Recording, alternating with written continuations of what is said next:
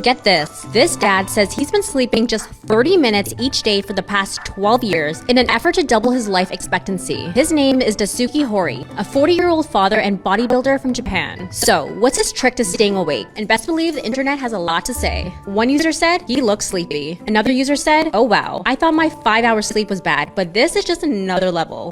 Bonjour à tous, c'est Paul Mathieu et bienvenue sur la chaîne du Doc. Comme vous avez pu le voir dans la vidéo d'introduction, on va parler aujourd'hui d'un japonais âgé de 40 ans qui a réussi à doubler son espérance de vie grâce à une technique improbable et secrète.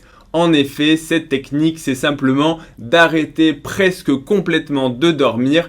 Et effectivement, on peut alors penser qu'il double non pas son espérance de vie, mais surtout la durée de ses journées. Alors effectivement, et je sais c'est la petite blague avant d'aller plus loin dans la vidéo, mais si au lieu de dormir 8 heures, vous ne dormez plus que 30 minutes, eh bien vous récupérez 7 heures par jour d'activité. Et donc, quasiment, vous allez doubler votre temps de productivité. Mais est-ce que c'est une bonne façon de faire? Et surtout, est-ce que vraiment ça va doubler votre espérance de vie? Dites-moi ce que vous en pensez en commentaire. Et surtout, est-ce qu'il ne s'agirait pas un petit peu d'un mythomane? Parce que 30 minutes par jour, ça paraît vraiment pas beaucoup. Mais on va quand même en parler ensemble. Générique. I've been on the side too long, don't know my pain's a nightmare. Devil on my back, fuck that, an overdose. Bon, par où est-ce que je commence? Parce que, on va pas se mentir, il y a énormément de choses à dire sur le sujet du sommeil et surtout de la technique miraculeuse qu'a trouvé ce japonais pour augmenter son espérance de vie. Alors je pense que je vais commencer par vous dévoiler sa méthode. En gros, ce japonais, Daisuke Hori, c'est un bodybuilder âgé de 40 ans qui a une famille, il est papa de 1 ou 2 enfants et ça fait véritablement 12 ans qu'il ne dort que 30 minutes par jour. Je sais, c'est quelque chose de totalement improbable. Au début, en lisant l'article et en écoutant la vidéo, je pensais avoir mal lu et pourtant c'est quelque chose de bien réel. Ou en tout cas, c'est ce qu'il prétend. Je dis c'est ce qu'il prétend parce que, jusque à ma connaissance, sur Internet, il y a eu beaucoup de débats et de dramas. Est-ce que c'est quelque chose de réel ou autre? En tout cas, à ma connaissance, personne ne l'a vu dormir. Mais toujours est-il qu'il prétend avoir amélioré sa qualité de vie, améliorer la qualité également de son sommeil. Alors oui, je sais, ça peut prêter à sourire, mais c'est sûr que si tu ne dors vraiment que 30 minutes par jour, je pense que tu dois être tellement épuisé que tu dois t'endormir en l'espace de littéralement 1 seconde. Donc jusque-là, la qualité du sommeil, voilà, on en reparlera un petit peu plus tard. Mais voilà, c'est quelque chose donc qu'il prétend comme ayant amélioré son espérance de vie et j'ai plusieurs choses à dire, surtout que ça fait 12 ans et encore une fois qu'il fait la une des médias en vantant son approche. Et l'autre chose qui fait partie de sa méthode, parce que oui, il dit quand même qu'on peut être un petit peu fatigué, mais que pour tenir, et c'est là que je trouve assez ironique, il dit « Pour tenir, je fais du sport et surtout je consomme du café pour me booster parce que sinon, eh bien, c'est un petit peu difficile et on peut quand même ressentir les effets de la fatigue. » Donc, encore une fois, assez difficile de commencer par réagir à ça. La première chose, est-ce que c'est réel ? Et je sais, ça peut paraître quelque chose d'un petit peu bizarre, mais pourtant, je vais commencer par ça. Je ne dis pas, encore une fois, que ça fait 12 ans qu'il ne dort plus, mais je dis juste que sous certaines conditions, certains êtres humains peuvent ne plus avoir besoin de sommeil. Et je vais vous citer une condition, une maladie psychiatrique qui s'appelle notamment la bipolarité, dans lesquelles on alterne les phases de dépression, où on va être vraiment en dépression, tout le monde sait ce que c'est la dépression, et les phases à l'inverse de ce qu'on appelle les phases maniaques, où on est hyper excité, où on va avoir des comportements outranciers, où le cerveau ne va plus arrêter de s'agiter et de penser, et ce sont des personnes qui, en phase maniaque, peuvent ne quasiment plus dormir. Et pour autant, ils ne ressentent pas la fatigue. Donc c'est ce que je vais quand même dire pour émettre qu'il y a peut-être une toute petite possibilité pour que ce soit quelque chose de réel, c'est que pour des raisons qu'on n'a pas très bien compris, le sommeil reste quelque chose d'assez mystérieux. Notamment, on peut parfois avoir des nuits de sommeil assez longues où on a l'impression de ne pas avoir été réveillé et pourtant on va se réveiller en étant fatigué, pas très motivé, pas très en forme.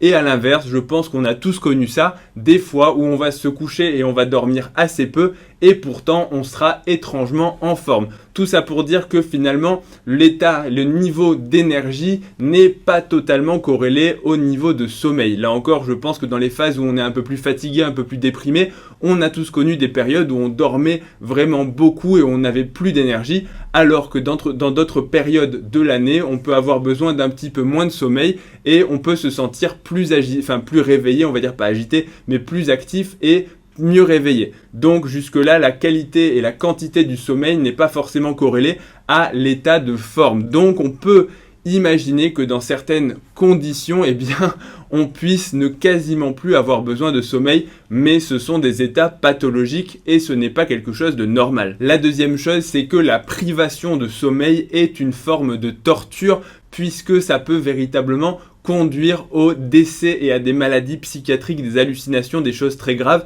sur le court terme. Et il y a des études qui se sont penchées là-dessus, sur la privation de sommeil, des gens qui étaient des volontaires et qui, dès qu'ils commençaient à s'endormir, on venait les réveiller régulièrement pour qu'ils ne dorment pas. Et au bout de plusieurs jours sans sommeil, les gens deviennent fous. Et alors personne dans les études, ou en tout cas dans les études, on va dire, éthiques, personne n'est allé jusqu'au décès, mais véritablement, les gens qui dans les formes de torture, qui ne dorment plus, ça peut conduire à la mort. On ne sait pas très bien comment le sommeil marche, c'est encore un des grands mystères de la médecine et du corps humain. On sait que ça va régénérer certaines choses au niveau des neurones et au niveau cérébral, mais on ne sait pas exactement quoi. Mais toujours est-il que le sommeil, c'est quelque chose d'indispensable et que, contrairement à ce que cet homme prétend, le fait d'avoir un sommeil de qualité et de quantité suffisante, c'est quelque chose qui est très nettement corrélé à la survie et à la longévité. C'est-à-dire que les gens qui dorment moins vont avoir des problèmes de santé de façon plus fréquente, notamment tout ce qui va être maladie cardiovasculaire, hypertension, infarctus, AVC, mais aussi des problèmes de métabolisme parce qu'il y a toute une régulation hormonale pendant le sommeil avec en gros ce qu'on appelle le cycle circadien, c'est-à-dire que les hormones peuvent être rythmées par la journée et notamment par le sommeil, que ça soit le cortisol, que ça soit l'insuline, que ça soit l'hormone de croissance. Donc tout cela est régulé et notamment est rythmé par le sommeil et par l'éveil. Donc les gens qui dorment moins vont aussi avoir plus de maladies métaboliques, notamment le diabète, c'est-à-dire qu'ils vont avoir une glycémie plus élevée et le diabète, c'est une maladie qui est mortelle et qui a de très nombreuses complications. C'est assez marrant parce que quand on lit comment l'idée lui est venue de réduire progressivement son sommeil, il répond qu'il a tout simplement regardé certaines professions qui dormaient beaucoup moins et notamment qui pouvaient enchaîner plusieurs journées sans dormir. Il cite notamment les policiers, les médecins qui font des gardes à l'hôpital et il dit voilà, et je cite, c'est ce qui est cité dans l'article,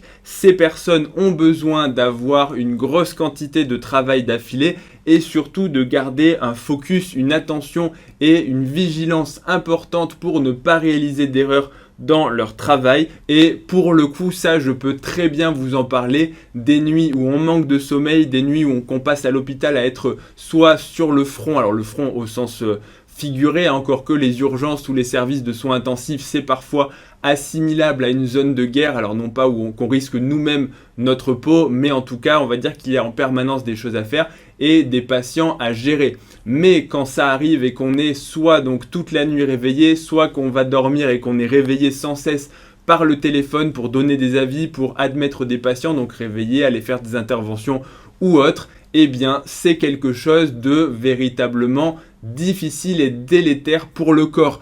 Quand on a passé une garde à l'hôpital, le lendemain matin, on est complètement explosé et dans la journée d'après, on est un petit peu comme un zombie. Et les gardes peuvent être, on va dire, classifiées en différents degrés de difficulté et de sommeil. Bien sûr qu'il y a eu des gardes qui étaient relativement faciles et où j'ai pu dormir un nombre d'heures suffisant, 4 ou 5 heures, ce qui permet de faire une journée le lendemain normale en étant un petit peu fatigué et on compense très bien la nuit d'après parce qu'on dort plus. Et des gardes moyennes avec 3-4 heures de sommeil, mais également des gardes nuit blanche où on ne dort même pas. et pour le coup, le lendemain, on est extrêmement irritable, on n'est pas bien, on a le cœur qui bat plus vite, hein, la fréquence cardiaque, elle doit prendre 10 ou 15 points sous le biais de la fatigue et des hormones. On n'a qu'une seule envie, c'est de dormir. Parfois, on risque même des accidents de voiture, malheureusement, parce que on doit quand même rentrer chez soi. Et si on est venu en voiture, il faut repartir en voiture. Enfin, c'est pas une obligation, mais en tout cas, ça peut arriver. Et surtout, souvent, on se dit non, mais ça va aller, je vais tenir. Donc, il y a déjà eu des accidents de la route en rentrant de garde. Et tout un tas de choses qui font que le lendemain, ce sont des journées très difficiles. Donc, ce n'est absolument pas une façon de travailler en sécurité. Il y a malheureusement, quand on est de garde la nuit, des décisions qui sont prises et qui n'auraient pas été les mêmes qu'en journée, tout simplement parce qu'on n'est pas des robots et quand on dort pas, on assure le service minimal, c'est-à-dire les urgences, le mode automatique, mais on ne fait pas de très grandes réflexions. Et je dis malheureusement, mais en attendant, c'est comme ça que ça marche. Donc le fait de se dire qu'on va ne plus dormir pour augmenter son espérance de vie, c'est même plutôt l'inverse. Et dans ces professions-là, où il y a des gros horaires de travail et du travail de nuit, la mortalité est plus précoce que pour la population générale parce que le manque de sommeil et le fait d'avoir un rythme inversé, c'est quelque chose qui va réduire votre espérance de vie et vous donner plus de maladies que le fait d'avoir des nuits de sommeil complètes et paisibles. Donc attention parce que là encore, quand il dit qu'il a doublé son espérance de vie, on n'a absolument aucune idée d'où est-ce qu'il tire cette information. Et je pense qu'il la sort, comme on dit, de son chapeau pour ne pas dire d'autres choses un petit peu plus vulgaires, mais ça n'a absolument aucun sens. Et quand bien même c'est un petit dormeur, parce que oui, il y a des gens qui dorment relativement peu, c'est possible, mais ça ne peut pas et absolument pas être appliqué à la totalité des gens. Tout le monde ne peut pas fonctionner avec quelques heures seulement de sommeil, même si c'est vrai qu'il y a toujours eu des exemples dans l'histoire de gens, de personnes qui pouvaient dormir et fonctionner correctement avec 2 ou 3 heures de sommeil. Et là encore, c'est quelque chose de réel, mais ça ne veut pas dire que tout le monde peut arriver à diminuer autant on va dire, sa quantité de sommeil nécessaire. Même si il est vrai qu'on peut quand même, en essayant de s'astreindre à mieux dormir et avec une routine de sommeil, on peut arriver à mieux fonctionner avec un petit peu moins d'heures. Mais un petit peu moins, ça veut dire de passer par exemple de 9 à 7 heures ou de 8 à 6 heures, mais certainement pas de passer de 8 à une demi-heure de sommeil. Je pense que là, on est dans l'exagération et qu'il fait ça tout simplement pour la couverture médiatique, mais certainement pas pour véritablement augmenter son espérance de vie. Encore une fois, et avant de partir, je serais curieux d'avoir vos avis, puisque le sommeil reste quelque chose d'encore très mal compris. Est-ce que vous pensez que véritablement il a pu diminuer autant? Et surtout, est-ce que vous avez des expériences avec le sommeil? Est-ce que parmi vous, des personnes ont réussi à diminuer la quantité de sommeil nécessaire en passant alors de 8, peut-être pas à une demi-heure, mais de 8 à 4 heures par exemple, et surtout à fonctionner correctement?